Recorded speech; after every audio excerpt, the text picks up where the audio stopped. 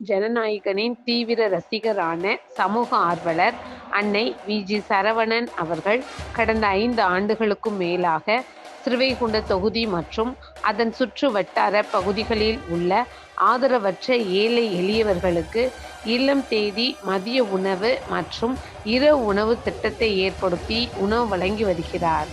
இந்நிலையில் தமிழக வெற்றிக் கழகத்தின் ஐம்பெரும் கொள்கை தலைவர்களுள் ஒருவரான சமூக ஆர்வலர் அஞ்சலை அம்மாளை கொள்கை தலைவராக அறிவித்ததன் ஈர்ப்பால் தமிழக வெற்றிக் கழகத்துடன் இணைந்து தமிழக வெற்றிக் கழக தலைவர் தளபதி திரு விஜய் அவர்களின் ஆசியுடன் கழக பொதுச் செயலாளர் அண்ணன் புஸ்ஸி என் ஆனந்த் அவர்களின் வழிகாட்டுதலின்படியும் 23/1/2026 அன்று 1319வது நாளாக ஏரல், உண்டியலூர், ஸ்ரீவைகுண்டம், கோட்டைக்காடு, சிறுதொண்டநல்லூர் மற்றும் கீழமங்கலக்குறிச்சி அதன் சுற்று வட்டார பகுதிகளில் உள்ள ஆதரவற்ற ஏழை எளியவர்களுக்கு தமிழக வெற்றிக் கழகம் தூத்துக்குடி மேற்கு மாவட்டம் ஜனநாயகனின் தீவிர ரசிகரான சமூக ஆர்வலர் அன்னை வி.ஜி. சரவணன் அவர்களின் சார்பில் மதிய உணவாக முட்டையுடன் கூடிய சாம்பார் சாப்பாடு